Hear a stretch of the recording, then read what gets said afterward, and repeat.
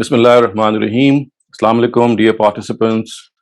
So today we're going to begin a new course. It's a textual study of the Quran that we are going to undertake, and it shall be a long course because inshallah we'll be covering the whole of the Quran. And it seems to be in order that before we actually start studying the Quran, a few points that would introduce the course to you. First of all, this study of the Quran is based on the Farahi approach or the scholars of the Farahi school. I think most of you are already acquainted with them. So Ustaz Hamiduddin Farahi, who passed away in 1930. After him, his student, Ustaz Amin Islahi, who passed away in 1997. And then our teacher, Ustaz Javed Ahmed Ghamidi, who was born in 1951, and may God give him a long and healthy life so that he can continue with his work. So when we refer to the Farahi scholars, we are actually referring to these three scholars, and their work is actually reflected over a whole century. And as far as the study of the Quran is concerned, Ustaz Hamiduddin Farahi was not able to complete his tafsir of the Quran. We know that he completed about 14 surahs of the Quran, but then that was a breakthrough. And that breakthrough was instrumental in Ustaz Amin Islahi, his own student, taking the cue from there and then completing a tafsir of the Quran by the name of Tadabbur Quran. So Ustaz Hamiduddin Farahi's work was in Arabic, but has been translated into Urdu and also in English, but the English part is yet to be published. The Urdu has been published. And Ustaz Amin Islahi, who completed from where Ustaz Hamiduddin Farahi left off. In fact, I would say that it's not just completion of the course that he did or the tafsir that he did. It was actually a unique and original contribution as well, in which he not only followed the principles of his illustrious predecessor and teacher and mentor, but he also significantly added some of the more nuanced details in understanding the Quran. And then Ustaz Javed Ahmed Ghamidi, as we all know, has also completed a 5-volume annotated translation of the Quran. So it started off with an annotated translation in which the coherence of the Quran has been divulged and revealed, and there are short annotations wherever they are needed to give us an idea of some of the historical background and some of the structure of the language that might need our attention. So it is in the backdrop of these illustrious scholars that we are going to begin this study, inshallah, and we will be starting with Surah Fatiha. But before we start, as I said, it is essential that we also get ourselves introduced to the approach which has been adopted by these Farahi scholars. I have actually explained a part of this approach in some of my other sessions as well, but it's going to be another detailed study. So since that is going to be the pattern, so I would also repeat some of those premises and some of those principles which I have also taught elsewhere, so that this can become a composite course. And also for people who are joining for the first time, they are able to understand the Quran from the very beginning on the basis of this approach. Earlier on, I have also conducted a course in which there has been a comparative study of the Farahi scholars with the traditional scholars. And the purpose for that course was also to introduce the work of the Farahi scholars in the backdrop of the course of the tafsir, which has been generally done on the basis of rawaya or hadith and historical literature. So that was more of a comparative study which we completed a couple of months ago. But this time we are studying the Farahi approach entirely when we are going to study the Quran. So it's basically going to be their approach that we are going to study, and it would be a long journey, as I said earlier on. And I do hope and pray before we begin that God gives us the strength and energy to carry on with this study, and also increase and improve our understanding, because ultimately the primary reason is to connect to God. So the Quran is one of the biggest instruments in connecting ourselves to our divine creator. And if we are able to achieve even a small fraction of it, inshallah, we'll think that our job has been done in some way. So, as far as the approach of the Farai scholars is concerned, ladies and gentlemen, we have to start off at the very beginning. And I'll start off with the first premise or the first statute of this approach, and that is what exactly is the style of the Quran. So, if you look at your screen today, you'll see that being displayed before you is a slide which depicts the style of the Quran, and it actually says that it is an oration and a dialogue authored by God with the following personnel. So it was in the 7th century Arabia when the Almighty revealed this Quran. It was in the form of an oration, in the form of a sermon, but in between those sermons and oration, there was this dialogue that was being carried out between the Almighty and the personnel which were found in 7th century Arabia. So, as you can see, the main personnel and the characters of this dialogue with God are Gabriel. Of course, Gabriel is the person or the angel who brought down the Quran to the Prophet. Then we have Muhammad himself, sallallahu alaihi wasallam, to whom the Quran was revealed. We have Satan. He also figures in the Quran as a live character, as a person, as a being who had requested the Almighty to give him the time and opportunity to make hay till the day of judgment, so that he would try his best to lead mankind astray. And the Almighty actually granted his wish. So we have Satan speaking in the Quran at various instances. And then we have the believers, of course, implying the Muslims who professed faith in this book, and they diligently followed the Prophet. Previously, they were either idolaters or they were people of the book. And we know that the people of the book were already waiting for a final prophet. And the righteous among them, when they saw that the Prophet had arrived, and they saw that Muhammad sallallahu alaihi wasallam, whose name about which the Quran says was written in their scriptures, he had arrived, they immediately acknowledged his prophethood and they became Muslims. And similarly, some of the disbelievers, the idolaters also, they became Muslims. In fact, we know in the 8th century, in the 8th Hijrah, when the conquest of Mecca took place, a very vast majority of the Quraysh, which were, of course, the Bani Ismail, they also accepted faith. So originally, we can see that the believers, when they professed faith, either they came from the idolaters or they came from the people of the book. And then, of course, we had the polytheists or the idolaters themselves and the people of the book who chose to remain on their religion. They never converted, they never changed their religion. So you can see that this is a very, very composite introduction to the style of the Quran. And Ustaz Hamiduddin Farahi, in his introduction to his tafsir, has actually made this very clear that unless we understand that the Quran is a book of sermons in which dialogues have been embedded, and these dialogues are like conversations that have taken place between these characters, between these personnel. And hence, if you understand that they are these personnel who are speaking to the Almighty, or the Almighty is speaking to them, then you would also realize that if a lot of other things that are not mentioned, for example, we don't find any mention of Hinduism, we don't find any mention of Buddhism, and both these religions were already there on the face of the earth when the Quran was being revealed, but they never figured in the Quran. The answer would be very simple to give, that yes, they are not in the Quran, simply because the dialogue which is being taken place and the sermons of God which are being delivered to the people of Arabia at that time, who were living in that territory. There was no Buddhism or Hinduism present in the Arabian territory, so how could the dialogue be extended to them? And also, as a result of this, we also need to understand that there were certain localized aspects which we find very, very common.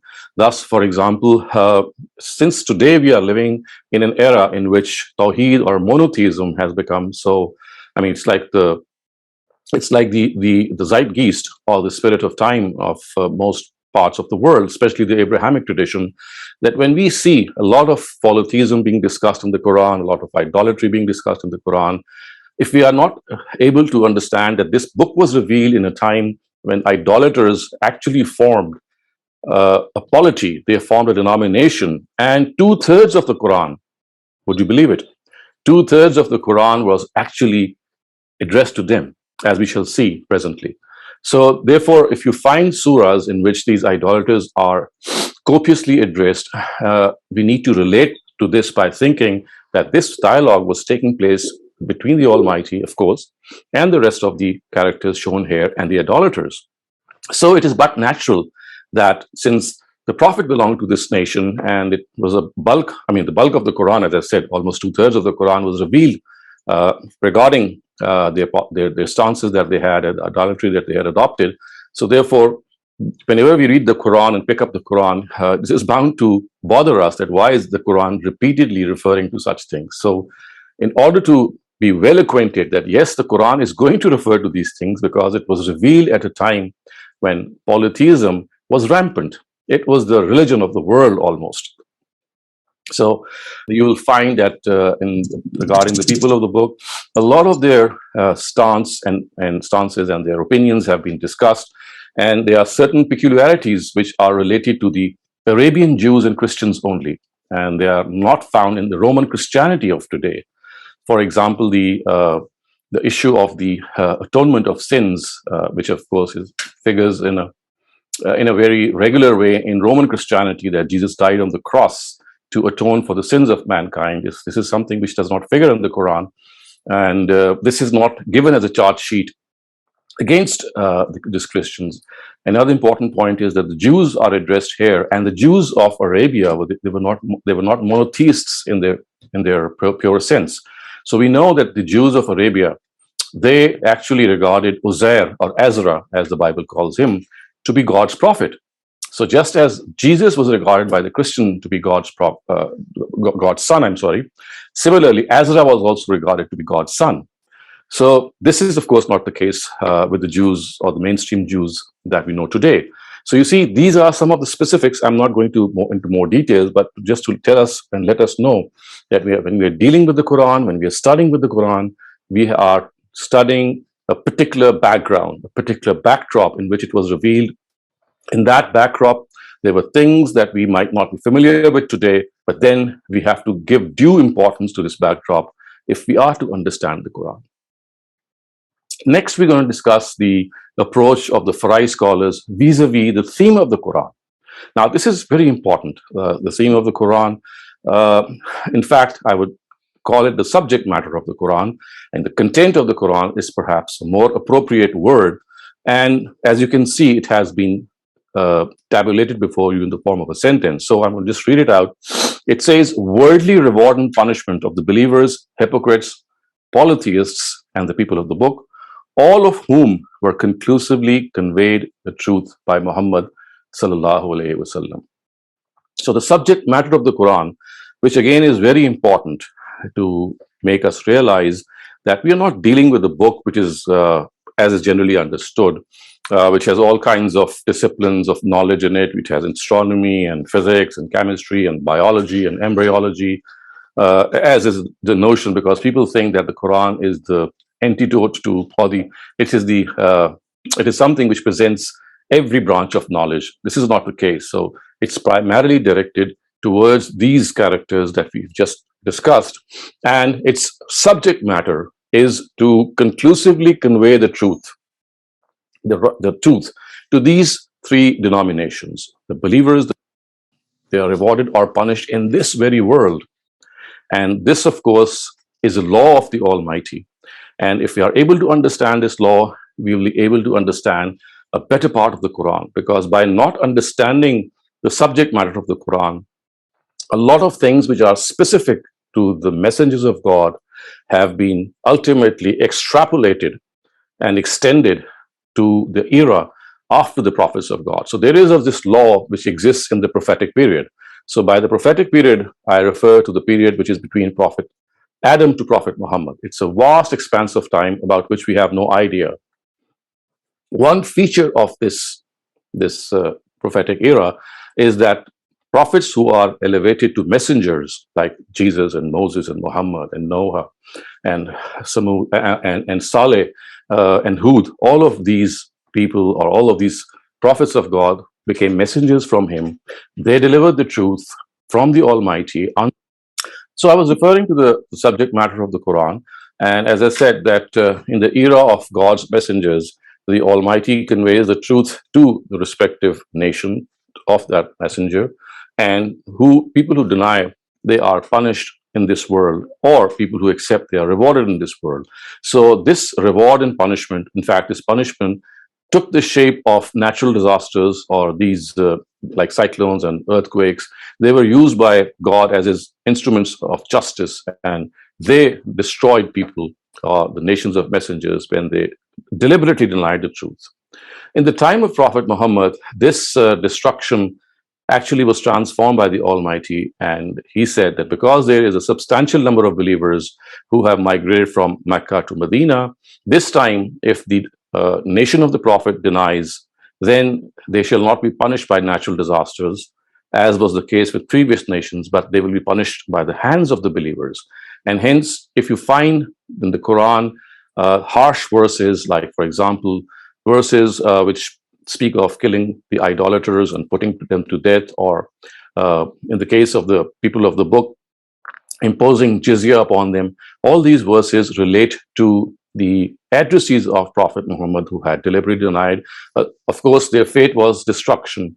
And because in the time of, or the era of Prophet Muhammad, there was a substantial number of believers, which was not the case with the earlier prophets. So Noah and, for example, Moses and all of those prophets, they were not able to gather enough people which could then migrate and then launch an offensive.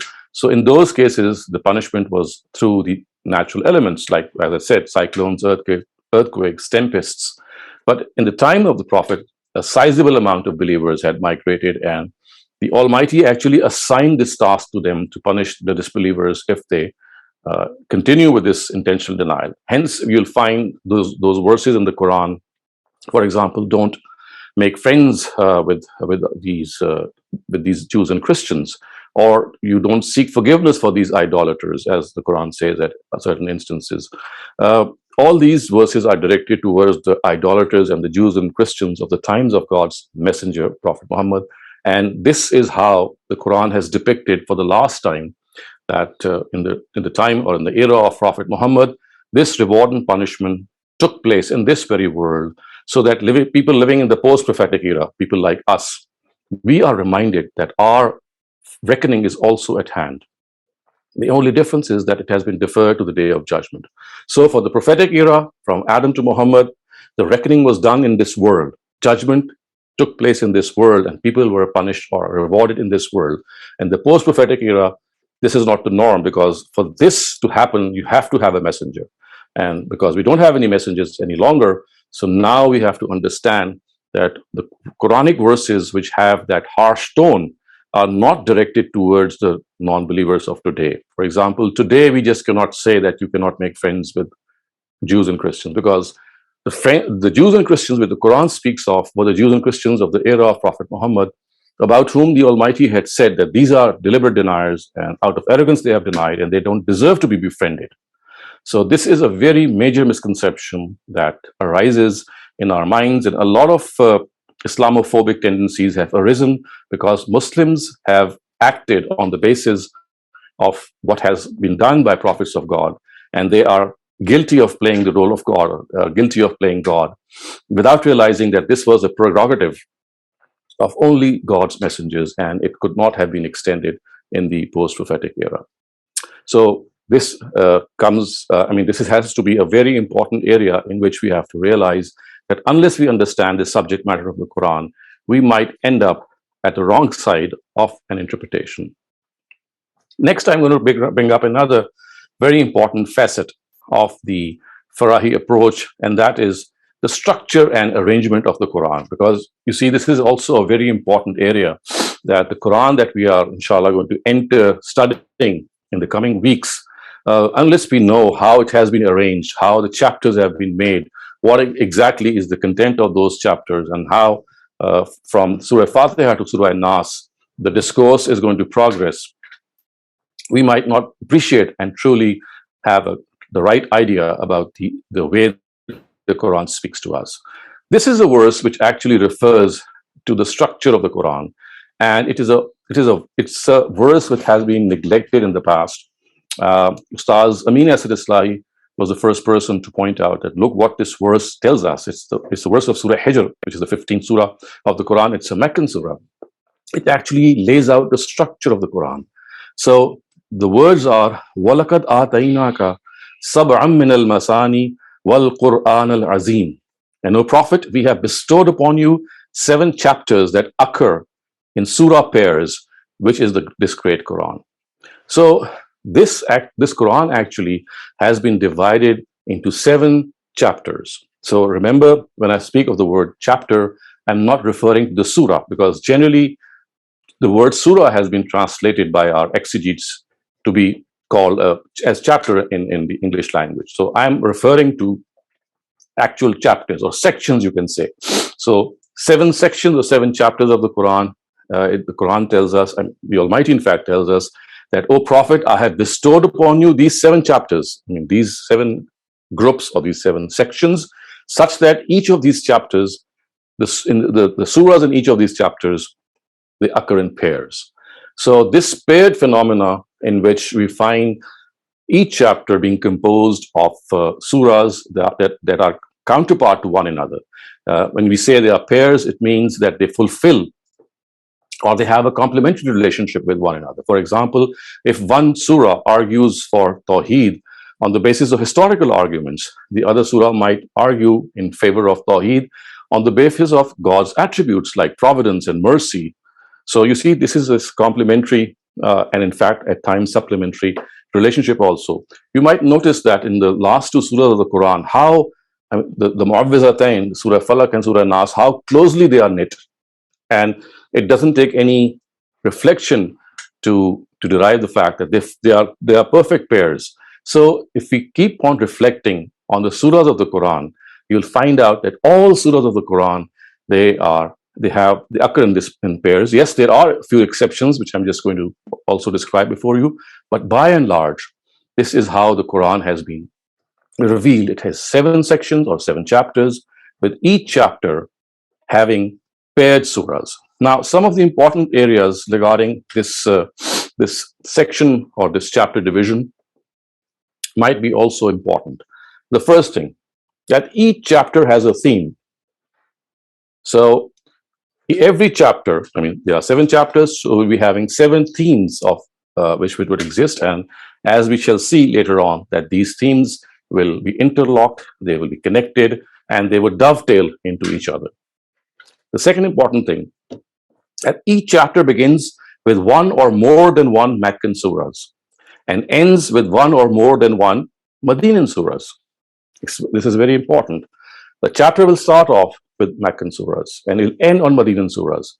And a very pertinent way to know whether the next chapter is started or not is that immediately after those Medinan surah, you'll find Meccan surahs, which actually would tell us that now a new chapter has begun.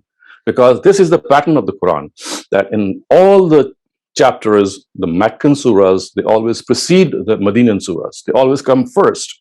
So it's not that they are interspersed, as has been the general perception.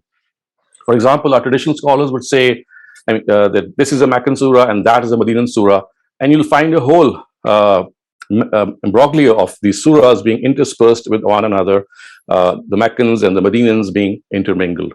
But if you view the Quran the way the Farahi approach will soon reveal to you, you'll find that how orderly the Quran is, with each chapter beginning with Meccan surahs and then ending on Medinan surahs. So just as the chapter has a theme, a surah also has a theme. So you see, there are chapters who have a theme, then within a chapter there are surahs, they also have a theme. And as we go along studying the Quran, we'll see how this theme of the surah is actually linked to the theme of the chapter it forms part of. And if you sum up the theme of all the surahs, you are going to have a fair idea of the theme of the whole chapter. And then another important point, that every paired surah has a complementary relationship. What does this mean? I just referred to it. That surahs, when they occur in the Quran, they will complement one another. To give you the same example, Surah Falaq and Surah Nas, you'll find that how beautifully these two surahs are intertwined.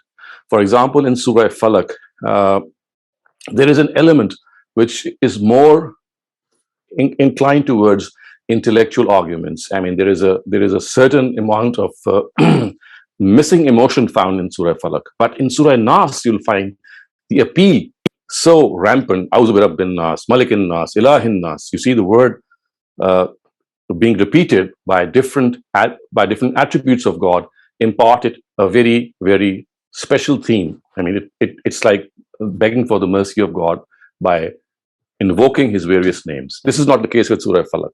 So you see, as we study and go along, you'll find that there is a complementary relationship, and there is such fine tuning between this relationship that when we grow closer and we understand it, there is a lot of wisdom which is revealed as a result.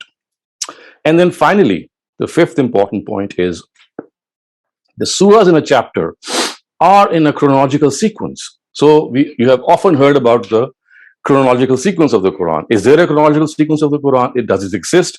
Various scholars have come up with various chronological sequences, and they have tried to actually tabulate and arrange the Quran from Surah Fatiha to Surah Nas such that this arrangement is all the way chronological. And if you see, you'll find out that there is no definite arrangement that can be actually come up with, because people rely on hadith narratives which tell us that this surah was revealed before that, and before this surah that surah was revealed, and then there are a number of combinations, as a result of which we have so many chronological sequences being put up by various scholars. But lo and behold, if you watch and carefully study the chapters of the Quran, you'll find out that within a chapter, the sequence is chronological. I mean, it's not in the whole of the Quran. It's not that the first surah is always revealed first and you take this formula for the rest of the Quran or the whole of the Quran. No, that's not the case. Only in a particular chapter. You pick up any chapter, there are 7 chapters. In all of these 7 chapters, all of them, without exception, the first surah would be one which is always revealed first, and the second would come after it. So to give you an example, the first chapter of the Quran starts off with Surah Fatiha, which is the first surah, and ends on the fifth surah, which is Surah Maida. So, and the first surah is Surah Fatiha, then we have Surah Baqarah, then we have Surah Al Imran, then we have Surah Nisa, and then we have Surah Maida, and this completes the first chapter. So you can easily say that Fatiha was revealed before Baqarah, and Baqarah was revealed before Al Imran, and Al Imran was revealed before Nisa, and Nisa was revealed before Maida. This completes the first chapter. Now, as you go to the second chapter, once again, you'll find a Meccan surah at the beginning. And as you go across the second chapter, you'll find the first surah of the second chapter is Surah Anam. The second is Araf. The third is Anfal. The fourth is Tawbah. And on Tawbah finishes the second chapter. And again, you'll find that sequence, chronological sequence being followed. So Anam was revealed before Araf. Araf was revealed before Anfal. And Anfal was revealed before Tawbah. Such is the beauty of this chronological sequence. Of course, this is at the moment might seem a claim to you, but as we shall go along, you'll see for yourself how beautifully this claim gets substantiated by the Quran itself. Now, another important thing that we have to understand regarding the structure and arrangement of the Quran. So remember, we have studied the style of the Quran. We have studied the subject matter of the Quran. We are now studying the third part of the approach of the Farai scholars, and that is the structure and arrangement of the Quran. So we've just seen that how the Quran has been arranged into 7 chapters, and how each chapter has these traits which you have just seen on your screen. Now, in order to understand this whole in a graphic sequence, so that you are able to also visualize what we have just talked about, let's see how the Quran has been arranged in these 7 chapters. So you see, just look at the key to this color. So the blue, the light blue, is just representing the names of those 7 chapters. So we have chapter 1, 2, 3, 4, 5, 6, 7 being represented by the sky blue color. The green represents the Meccan surahs. The green represents the Meccan surahs. And we also see that as far as the yellow is concerned, they relate to the Medinan surahs. So these are the Medinan surahs. Now, as far as the, just going to go to the next slide, but first let me just read it out to you, that this first slide that you can see, it just makes you understand that the green part is the Meccan part of the Quran, and the yellow part is the Medinan part of the Quran. So you see, each of the chapters begins with Meccan surahs, it ends on Medinan surahs, as I just said earlier on. And you can also see that a bulk of the Quran was revealed in Mecca, which I just discussed. I pointed earlier on that 2/3 of the Quran is Meccan. And as you can see, the preponderance of the green color on your screen, it also shows that how a greater part of the Quran was directed to the idolaters of Arabia, because they were the nation of the Prophet. And you know why such a big chunk of the Quran is dedicated to them? So one very apparent reason for that is that no prophet had come into them ever since Prophet Ishmael, which is a big chunk of history, like 2,000 years almost, even more than that. But for the people of the book who generally lived in Medina, you see, the Medinan period is being represented by the yellow number of surahs. So these were the people of the book. They were already aware of the arrival of the Prophet. They were already aware of divine scriptures, because to them the Torah, the Psalms, the Injil, they had been revealed to them, and they were connected to God already. But this was not the case with the idolaters. For them, Prophet Muhammad had come after almost 2,500 years after Ismail had passed away. So the last prophet who had come into the Ishmaelites or the Quraysh was Prophet Ishmael. And so therefore, a bulk of the Quran had to address them, so that because of a lot of misconceptions and a lot of incriminations regarding evil that had crept in their beliefs, they had to be sorted out. And you'll see how polytheism has been treated in such a deep manner in the Quran. So this first slide regarding the structure is just going to depict, or is depicting, the Meccan and the Medinan surahs. Now let's have another look in the next slide. Now, if you go along with the key which is given on the top right of the page, you'll see once again the green and the yellow. Already we've just discussed that. The green and the yellow, they're just the division between Meccan and Medinan surahs. Look at the bold, and you'll find 5 bold surahs being represented. Fatiha, which is 1, Nur, which is 24, Ahzab, which is 33, Yasin, which is 36, and Hujurat, which is 49. So 5 surahs of the Quran do not have any pair. They are unpaired surahs. All the rest are paired surahs. And the underlined portion actually is representing the paired surahs. So Baqarah, as you can see, is underlined with Al Imran, and Nisa has been underlined with Maida. So Baqarah and Al Imran are paired in the first chapter. Nisa and Maida also form a pair in the first chapter. But Fatiha does not have a counterpart. So there is this exception in the Quran that, yes, the Quran says that it is composed of 7 sections, and each section has paired surahs, but as far as these 5 surahs are concerned, they are, so to speak, pairless. They don't have any counterpart. So Fatiha is an independent surah in itself. Same is the case with Nur, Ahzab, Yasin, and Hujurat. The next important thing, as I just already referred to, is the underline that you can see. In all these 7 sections, you'll find surahs being grouped in pairs, and that those pairs are underlined. For example, if you just look at chapter number 3, so you'll find Surah 10 and 11, this is Hud and Yunus being underlined, which means that Surah Hud and Yunus are pairs. Yusuf and Ra'd are pairs. Ibrahim and Hijr are pairs, so on and so forth. So the underlined surahs which occur adjacent to one another, they are paired surahs. And finally, we have that red, just one surah, which is Surah Tawbah, which occurs in chapter number 2, and it is the 9th surah of the Quran. So remember, I had just discussed that the subject matter of the Quran is the worldly retribution of the three denominations which were in front of the Prophet. Of course, the believers had already accepted faith. Those three denominations were people of the book, they were idolaters, and they were the hypocrites. So the worldly judgment was pronounced in Surah Tawbah, which is the 9th surah of the Quran. And hence you can see that it is the climax of the Quran. How does it become the climax? I'm just going to demonstrate before you in the next slide. But for the moment, just see that if you look at the first chapter, you'll find that in the first and second chapter, generally, it is the people of the book who have been addressed. It's the general case, not a principle.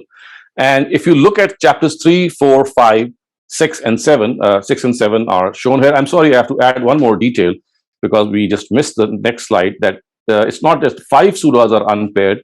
There are 6 surahs which are unpaired. So Waqia, which is 56, is also unpaired. So I'm sorry, I just skipped this slide. And if you just allow me to just recoup, and not only recoup, but to redo, I will correct myself by telling you that it's not that 5 surahs do not have a pair. The 5 surahs which occur in the first 5 chapters, they don't have a pair. But because this is continuing in the next page as well, so we have another surah, which is Waqia. So in all, there are six unpaired surahs. They don't have a pair. All the rest have a pair, but we have 6 surahs, which are Fatiha, Nur, Ahzab, Yasin, Hujurat, and Waqia. So these are the 6 surahs which are pairless. They don't have a pair. But in Surah Tawbah, we find the climax of the Quran. The judgment has been delivered here. And you'll find that all these 3 denominations, who are these 3 denominations? They are the hypocrites, they are the idolaters, and they are the people of the book. They are subjected to worldly punishment. And as I said earlier on, that in the first 2 chapters, it is generally the people of the book who have been addressed. And from chapter 7 to chapter 2, you'll find that it is generally the idolaters who have been addressed. So just to give you another idea, it is here that you can see that how the sequence of the chapters can be understood from this illustration. So remember, Surah Tawbah occurs in the 2nd chapter. So if you look at the peak of the 2nd chapter, the tip of the triangle, this is actually Surah Tawbah. So what has happened is that from chapter 7, 6, 5, 4, 3, the idolaters are generally addressed. If you look up the non-Muslim part, of course, Muslims are also there, hypocrites are also addressed, but primarily you'll find, if you go backwards from 7 to 2, that the idolaters have been discussed, and you'll find a bulk of the Quran showing that green portion in which the Meccan surahs have been depicted. And from chapter 1 to 2, you'll find it is mostly the people of the book. And obviously, I just explained the reason, that because the people of the book already were waiting for the Prophet and they did not need much clarification, so therefore, not much of the Quran relates to them. However, a bulk of the Quran does relate to the idolaters because they didn't have a Prophet for a long time. And in chapter number 2, you'll find in Surah Tawbah, which is the 9th surah, the last surah of chapter number 2, which is the climax of the Quran. And the climax of the Quran is in which judgment has been delivered regarding these 3 groups. So if you study Surah Tawbah, you'll find the first portion addresses the idolaters and makes a decision, and God takes a decision about them. And then the second section addresses the people of the book, and then God takes a decision about them. And the last section, a bulk of this surah relates to the hypocrites. And then again, God gives his verdict about them. And so therefore, now we can see that how these chapters, they gel together in a certain way. And we are not very taken or very accustomed to this sort of a climax. So human books, as you would all know, they reach a climax in a linear way. So every chapter would be building up, and it would be the last chapter in which you would have the climax or an anticlimax, so to speak. So because of the fact that we human beings, we are generally more used to the way we write books, that it becomes difficult to grip this part of the Quran. But if you look at the work of the Farai scholars, the way they have understood the Quran, and inshallah, we'll be going through that also in our later sessions, you'll see that how beautifully the climax of the Quran is a non-linear climax. It's not in a linear way, the way we are used to. It's rather tilted towards one side, and it is the middle of the Quran, not even the middle of the Quran, it is the first 1/3 of the Quran which is Surah Tawbah, where Surah Tawbah ends actually, where you'll find the climax occurring and verdict being delivered regarding the idolaters, regarding the people of the book, and also regarding the hypocrites. So this is what we have just understood as far as this sequence is concerned, and I'm just going to end my talk here, and inshallah we'll be studying some of the more details regarding this structure, and also start off the study of the Quran in our next sessions.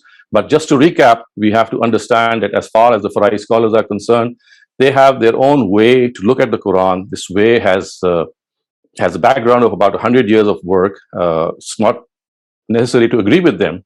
So what we are presenting here is to study them academically. We can study them academically, and if you're not convinced with their work, obviously you can just ignore it or just reject it. But one reading in the way they have read the Quran is something that begs our attention, because the amount of clarification and the amount of subtlety that we can understand regarding some of the very, very grave issues hitherto unsolved would really take us into a very, very adventurous voyage, I would say, in studying the Quran and also reaping the benefits of that understanding. So I am now ready for any questions that you may have regarding today's session.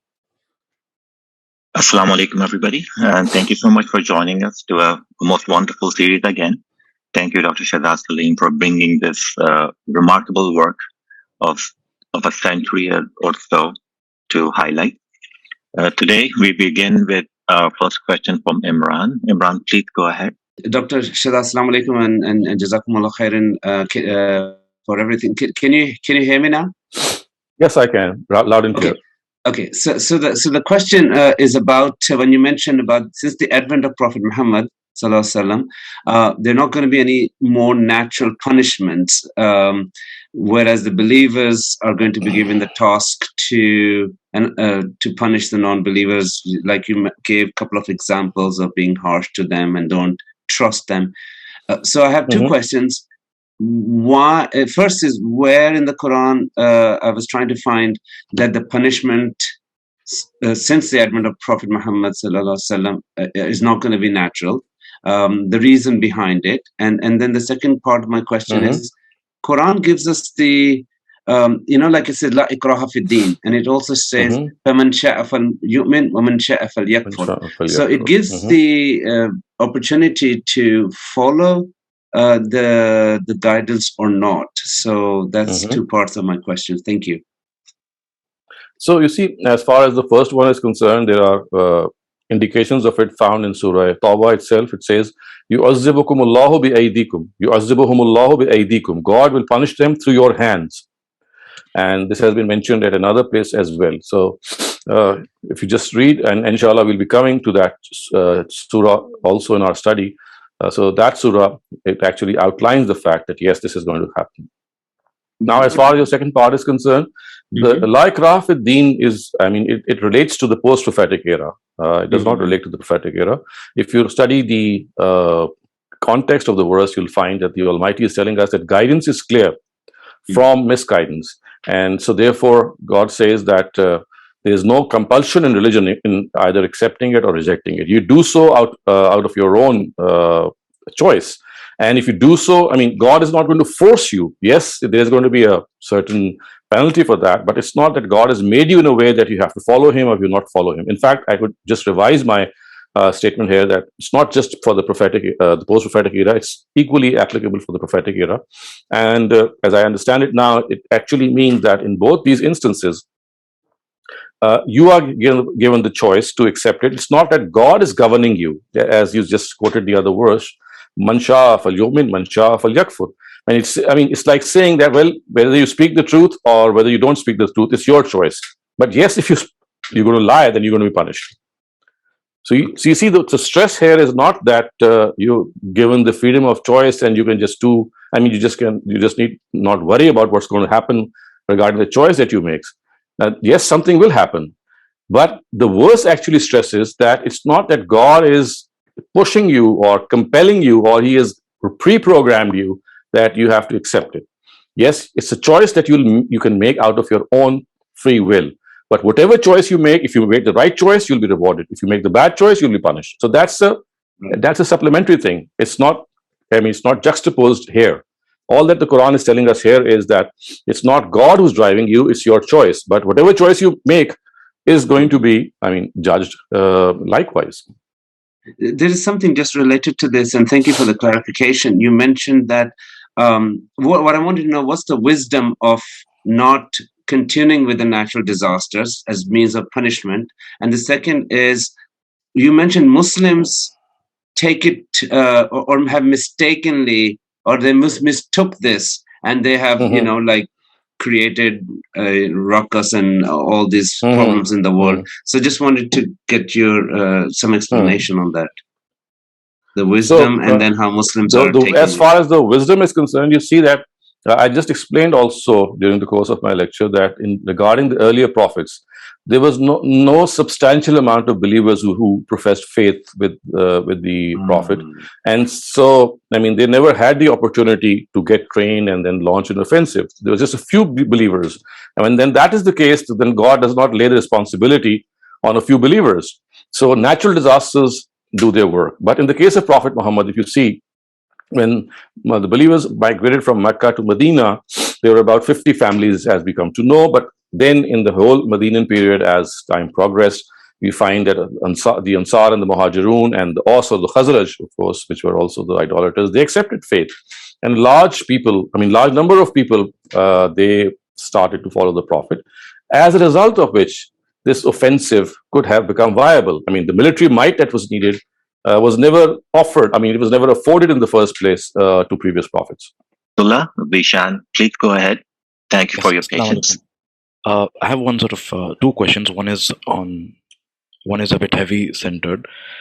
Like on the first slide, you've mentioned the personnel, right? Like the people whom the Quran is addressing. So I've sort of that has made me sense this gap between the people of the prophetic age and post-prophetic age. So how is that going to be bridged? Yes, that's a that's a beautiful question. That's a very important question, and I was thinking that someone should ask it because this is something that warrants an explanation. So you see, this is something that we have to understand, that 70-80% of what religion tells us is already inbuilt in us. We don't need external guidance for truth and falsehood. They are ingrained. It is only regarding certain important areas, like, for example, worship rituals, and certain areas in which our own intellect is unable to decide, that the Sharia comes in and guides us. Having said that, the relevance or the pertinence of the fact that all these characters are mentioned, but the way we look at it, some of the things that are done by these characters do not relate to us. But there is one of the biggest relations that we can draw, and this is what I'm just going to explain, is what the Quran has actually spoken of regarding its theme. And that theme, if I sum up the whole sentence, is in one word: accountability in the hereafter. So accountability in the hereafter is something that we tend to lose sight of. Isn't that? So what God has done, He has created various ways and means to remind mankind. Our own conscience is something that reminds us of accountability. Our own fitra also reminds us of accountability, because we feel pleased when something good is done to us, and we feel unhappy when bad things are done to us. Similarly, another very important area which God has done is that He has created smaller days of accountability, or lesser days of judgment, in the era of these messengers of God, so that people living in the post-prophetic era, whenever they start to lose sight of the accountability, they immediately, when they read the Quran, they say, "Oh, look at this nation; it was destroyed in this world for its lack of awareness towards accountability." In our case, the only thing is that our accountability has been deferred to the day of judgment. So that is the contribution of the prophetic era, which still exists, and which is the greatest contribution, that it tells us that look how these nations were punished when they denied. And our fate is also not going to be any different. The only thing is, because we don't get messengers of God today, so we are not going to be punished in this world. But it cannot be that we are not going to be punished ever.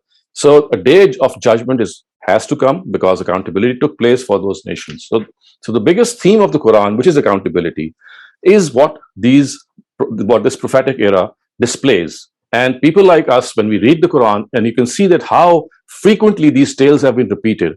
And one of the, I would say, allegations on the Quran is that it repeats these tales a lot, isn't it? A lot of people say. And I can say that it's not true. It's not repetition. There are certain nuances that are added in certain instances. But the real thing is that this repetition of tales is exactly for the same purpose. That we keep on reminding ourselves that look what happened to these nations when they when out of arrogance they denied, and if this is something that we follow suit, we would also be punished. But our punishment has been deferred to the day of judgment. So this is the biggest contribution of these prophetic days of judgment. And the most ill, I would say, application of this would be, as I said, that if you start exactly following what the prophet did or what was the prerogative of prophets of God, and we say that, well, we are going to punish people as well today, we are going to also not befriend them, we are not going to pray for their forgiveness, we are not going to say salam for them. So all these directives which were related to the prophetic era, if we start applying it to the post-prophetic era, that would be the most erroneous conclusion that we could end up with. But the most pertinent would be that we draw this lesson that don't forget accountability is going to take place. Okay, so this bridging thing will be explored, right, throughout the course with examples and so on and so forth. Of course, as we because you see, when you read the Quran itself is replete with all these things, and it will be an experience in itself when you'll see how the Quran. You see, what has happened is that for a long period of time, we generally read the Quran for memorizing it, or maybe part of it to be understood in a very partial way through a translation. But seldom is the Quran an object of deep reflection, because as I taught in another course, the Tafsir bi Rawaya school of thought, which is the dominant school of thought, has actually diverted the attention of the exegete from the Quran to the Hadith.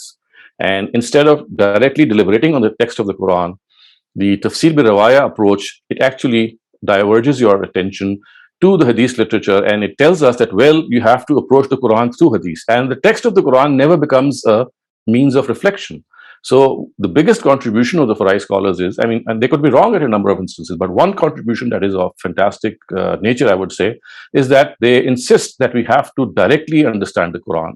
We may make mistakes, but this is not the right way that we understand the Quran from a secondary source. We must understand the Quran through the Quran. Many thanks. Thank you so much. Mubashir, you're next in line. Please go ahead. Assalamu alaikum. Sir, I have a question and a suggestion. The suggestion is, if it is possible, we can be shared the slides of the next lecture beforehand so that we can go through them, and that would be good for absorbing the next lecture. Secondly, well, actually, please go ahead. Secondly, would you suggest something to keep with us, like a copy of Al-Bayan or Tadabbur al-Quran or whatever translation of the Quran during this course? And last one, I would request if someone can share the link for lectures of your comparison of Farahi school and conventional school of thought. So yes, the third question, of course, is something which Dr. Yasin will inshallah see to that it is done. Now, as far as sharing the slides is concerned, this is a bit tricky, and I've been asked before as well, because you see the slides are very scanty, and at times I don't go along with the slides. I change it on the spot because something comes to my mind, and on other occasions they are so at times you would say that they don't fully explain that it would be needless for you to start reflecting on them, because it's not a detailed slide. So it would be much better that instead of concentrating on a slide before the lecture, you study that relevant portion of the Quran, as you suggested, through Al-Bayan or through the Tadabbur al-Quran. That would be a much useful exercise, because as I said, slides at times are misleading, at times they are very, very brief, at times I do have an innovative nature to change them, and at times, as I said, they would not make sense. Just so we will be shared the next topic of the lecture so that we can go through. So yes, what you would be done is that before the start of the next lecture, I think a day before that, you'll be given or the same day, you'll be given the part that would be studied. But because we're studying the Quran sequentially, you can always see that the next topic would be Surah Fatiha, inshallah. So until the part that we finish, you can see that this would be the one that has been covered, and whatever remains would be covered the next time. So because we have the Quran text with us, it would be very easy for you to study the next topic in line. Thank you very much, Mubashir. Next question is from Adil Qureshi. Please go ahead. Thank you. Ji, Assalamu alaikum, Dr. Walaikum assalam. So needed a clarification about the key that you used while you were presenting the surah. You mentioned bold represents something that is something unpaired, but Surah Tawbah Unpaired was surah. Surah, but Surah Tawbah was also bold. So was that sort of a mistake or? No. Surah Tawbah is not bold. Actually, it's red. So yes, you're right. There is this mistake. I'm just going to see it again. It should be unbold. It should be unbold and it should be red. Actually, I think this is something that has eluded our eyes, and thank you for pointing it out. So I'll change it to unbold. It is it's a paired surah. As you can see, it's the pair of Anfal. But it would be red. It's the it would be red, but yes, right. It would be red, but it will not be bold anymore. But instead, what about the climax? I did not get the concept of climax. If you could please explain. Well, as I said, the better part of my later section of the talk was related to the climax. Climax means the worldly judgment that the Quran speaks of in its subject matter. That the subject matter of the Quran is the worldly judgment of the deniers of Prophet Muhammad. So you'll see in Surah Tawbah this worldly judgment take place regarding the deniers. And who were these deniers? The idolaters, the people of the book, and the hypocrites. So these were the three deniers for whom judgment was passed. So it's basically the climax of the Quran. It renders the punishment apparent to our naked eye. So this is how we term it as the climax, because the subject matter of the Quran is to deliver this final judgment. So you see, the delivery of the judgment is something which is the objective. So in Surah Tawbah, this objective is fulfilled. That all these three denominations, you'll find the verdict being delivered about them. Sorry, just to clarify, I didn't get the concept of Zarwa Sanam or climax. I think as it is mentioned, what I didn't understand was the arrows that were going upwards, backwards towards the climax. What did that mean? So that would mean, because you see, the climax is not linear as we are used to.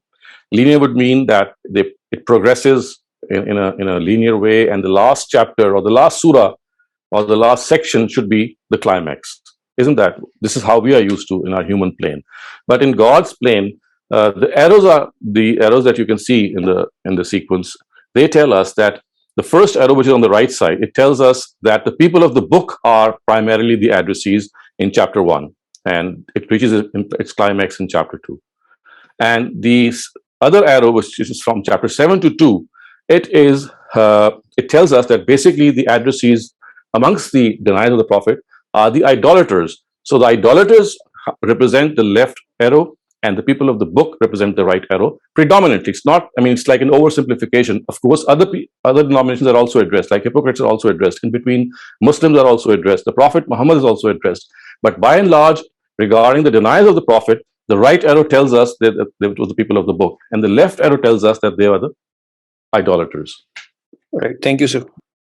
Thank you very much. The next question is from Akram Bhatti. Akram, please apna sawal kijiye. Assalamu alaikum, sir. Alaikum salam. Sir, according to what Quran tells us and what you are teaching us, in the prophetic area, punishment was given to the nation in this, in this world, and for us, it's going to be deferred to the day of judgment. But once, maybe I was confused. I was listening to Sir Ghamidi Sahab. He said that as a nation, you get the punishment here, but as individuals will get the punishment in the day, hereafter. But then we see in my own life, we all see calamities every so often comes to nations, like same cyclone, earthquake, So how do we understand that? I think you need to revisit what Ghamidi Sahab has said, because we have been hearing him say these sentences. When he says that people are punished as a collectivity, as a nation in this world, he's not referring to the post-prophetic era. He's referring to the prophetic era. So like nations of Ad, Samud, Prophet Lot, Prophet Abraham, in their collective capacity, they were punished, and they will continue to be punished in the hereafter in their individual capacities as well. So this is what he says, that the collective capacity is something, because as a nation, they denied a prophet. They were a collective nation. They became one. But this punishment is going to continue. And in the post-prophetic era, people like us, because we are not, not the nation of a prophet, so to speak. It's not that a prophet has been sent to us. So our reckoning would be individual. So for the people of for the prophetic era, the reckoning was a collective reckoning, and that will continue till on the day of judgment as well. But for us living in the post-prophetic era, we will not be punished as a nation because, of course, we are living as different nations in the globe on the globe today. So our reckoning would be on an individual basis on the day of judgment. So this is what he says. Yeah, but then why we see all these calamities who are, like thousands of people? So these calamities are not because God is punishing them, because these are warnings and these are trials and tests. So you see, in order for punishment to take place, look what the Quran says: "Ma kunna mu'azzibina hatta nab'asa rasula." We are not going to punish people of a nation unless a messenger is sent to them. So the punishment is always a consequence of denying a messenger. We don't have a messenger today, and those punishments have ended with the era of the prophets of God.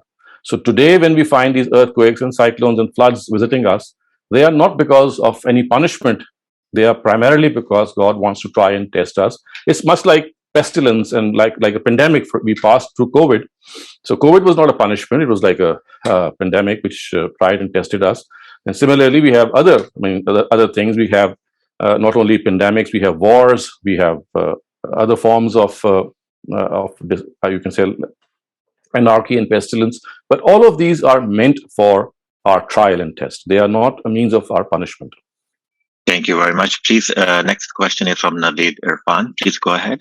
मेरा सवाल है कि ये इमाम हमीरुद्दीन fry साहब लगभग 100-125 साल पहले हुए हैं, तो अल्लाह के रसूल सल्लल्लाहु अलैहि वसल्लम के बाद में काफी बड़ा अरसा बीच में है और इसमें बहुत सारे स्कॉलर्स हुए हैं, बहुत सारे उलमा हुए हैं, तो क्या ये एक बहुत बड़ा गैप नजर नहीं आ रहा कि वो मतलब इस तरीके से कुरान को समझ पाए और उसके नतीजे में बड़े ब्लंडर्स भी हुए? तो मतलब ये एक क्वेश्चन खुद उठ सकता है कि क्या मतलब ऐसा इतने दिनों तक गैप कैसे रहा, या तो भूल गए हों, ये तो समझ में आता है जी.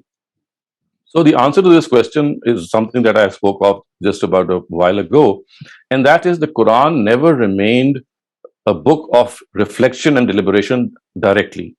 People either used it for hifz, memorizing it, or to understand it from hadith narratives. So it never, seldom became a book which was directly understood. Yes, the Sahaba did so, the Tabi'un did so, and some of the Taba Tabi'un, but very soon our whole tradition branched to the fact, and once Imam Shafi wrote his book, Risala, and we find the Muhaddisun actually taking up the helm of affairs largely, that the instrument that we call tafsir bil-rawaya, which means that you will understand the Quran not directly from the Quran, but through rawayats and through tradition. So that is why for a very long period of time, almost 1 century, or maybe 1 millennium, even more, was spent in not directly understanding the Quran. So one of the biggest contributions of Ustaz Hamiduddin Farahi is that he insisted that we have to understand the Quran directly from its language, not from hadith literature. Yes, hadith literature is a supportive way. It could support our interpretation, but it's not the primary way to interpret the Quran. So hence these 1,000 years in which you have so many scholars, if you look up these scholars, you'll find that none of them was a Quranic scholar per se. Abu Hanifa, Shafi, Malik, Imam Hanbal, they were all jurists. And then we had the Muhaddisun. You just pick up the scholars and you start enumerating them. Can you name a Quranic scholar? Even the Quranic scholars that are called the exegetes who give tafsir of the Quran, even they, barring a few, they were all related to the tafsir bil-rawaya school of thought. So seldom did the Quran had the privilege of being reflected upon directly. This is the sole and one of the biggest contributions of the Farai school, that it insists that we have to do that. And this is what I call a breath of fresh air, and this is what I call a very important contribution. To me, the results might be immaterial. They could be wrong in their deliberation, because human beings can always make a mistake.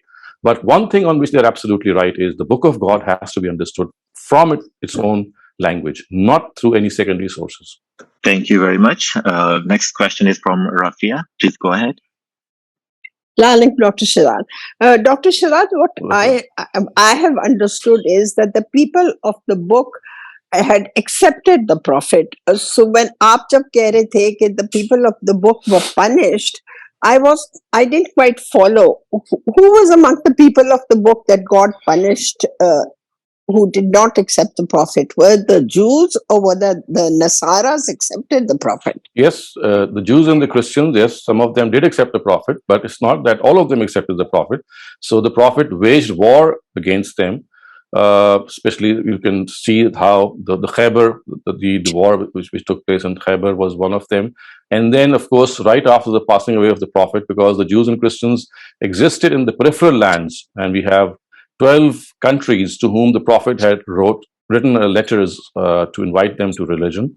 And almost none of them except Najashi maybe accepted Islam. So you'll find that the people of the book, like the Romans, for example, and the Iranians, the Persians, which were not the people of the book, but yes, the Sahaba dealt with them as the people of the book. So these are the two most prominent examples that after the passing away of the Prophet, the Roman Empire and the Persian Empire, both of them, the Romans were the Byzantines, the Byzantinians, and the Persians were, of course, the Iranians. So both of them were punished, and this punishment was as a result of denying the truth. And for them, it was that if they would like to live on their own religion, then they would have to pay jizya. So unlike the idolaters who were to put to death if they don't accept, for them it was either the sword or religion or Islam. But for the people of the book, because they were primarily monotheists, the punishment was relaxed, and they were given this chance to live, but only in subservience to an Islamic state by paying the jizya tax. But Hazrat Isa ke time mein to they had accepted that the Prophet, was going to come. So we are not talking about the times of Jesus at the moment. So this is the Quran is speaking about Medina. It's talking about the people of the book of Medina. Okay. Gee, I get it. Thank you so much. Thanks. Next question is from Samir. Please go ahead. I have a question related to the sequence, the 7 chapters of Quran. I understand that some of the ayat make sense, like if we read it a bit, 2 or 3, or maybe a paragraph earlier and after, it gives the context. But can you point out any ayat which was understood as a result of identifying the 7 chapters, the sequence, the nazam? I think I've given a whole series of lectures on exactly this. My last series was on this topic. If you could consult it, and if it's difficult for you to consult those lectures, then as we go along this series, you'll find out all these things springing up one by one. Giving one example would require a lot of background explanation. So either you can listen to those past sessions, or you can wait and see that as we go along with this study, you'll find many examples coming up. Yeah, so that will be great. Like while explaining, if you point out that this was identified as a result of the whole surah or a chapter. Thank you. So that will take place, inshallah. Thank you very much. Next question is from Ali Rasool. Ali, please go ahead. Assalamu alaikum, Dr. Shehzad. Have you, okay, so I understand that the Masani wali jo aapne batayi hai, wo Farai school ki understanding hai.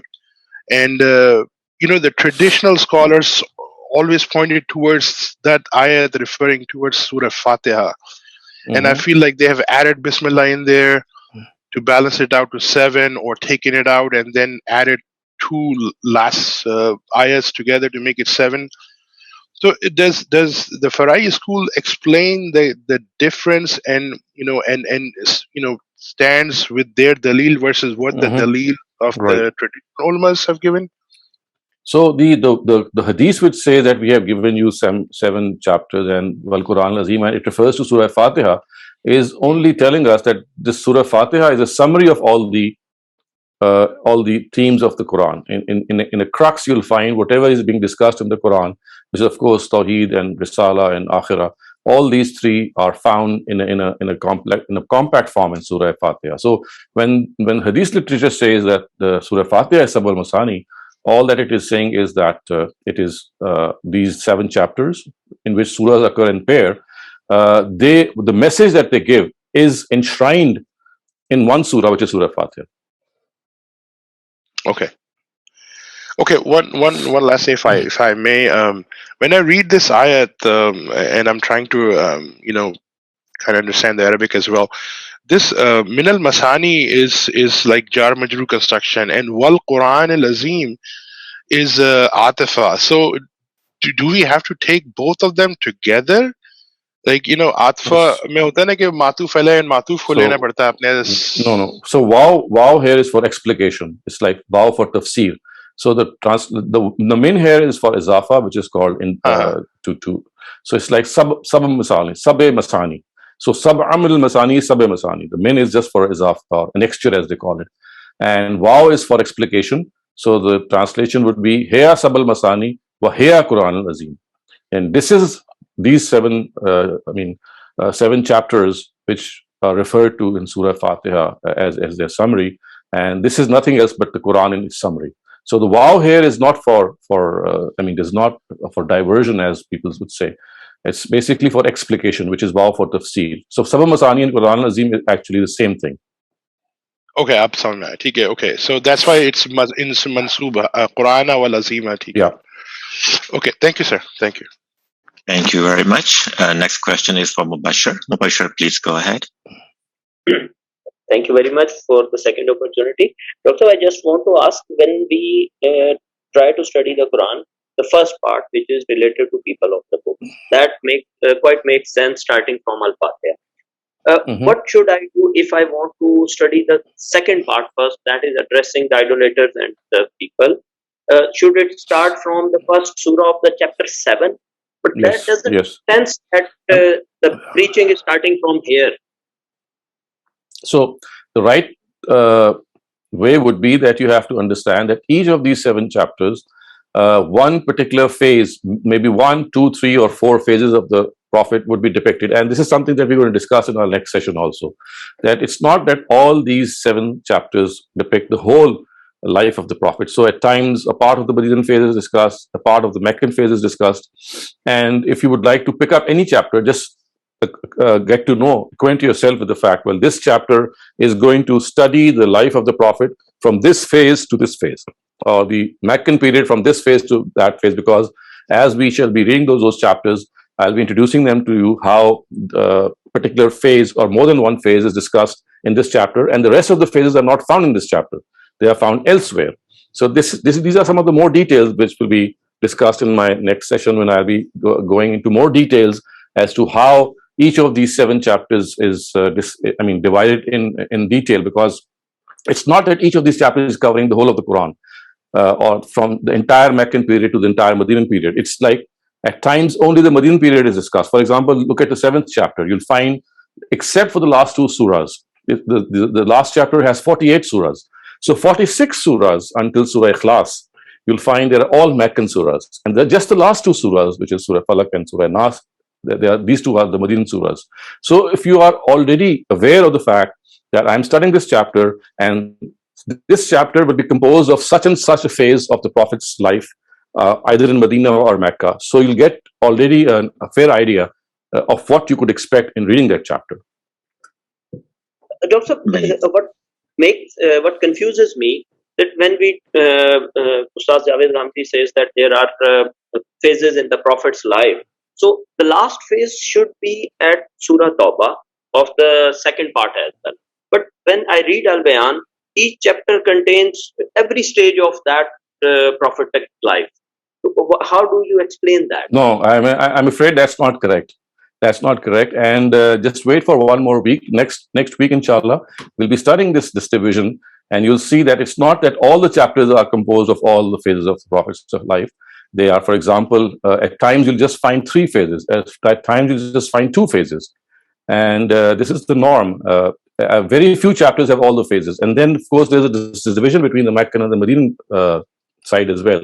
So as far as the Medinan side is concerned, you'll find a little variation. But in the Meccan side, the variation is a lot, because, as I said, the bulk of the Quran, 2/3 of the Quran, relates to the idolaters. And because they need to be told over and over again in different ways regarding their beliefs, that not all was said at one instance. It was like being repeated or given a new form in another section when the Quran was compiled. So remember, the Quran is compiled in a new sequence that we have today. It was not in this way that the Prophet was addressing his nation.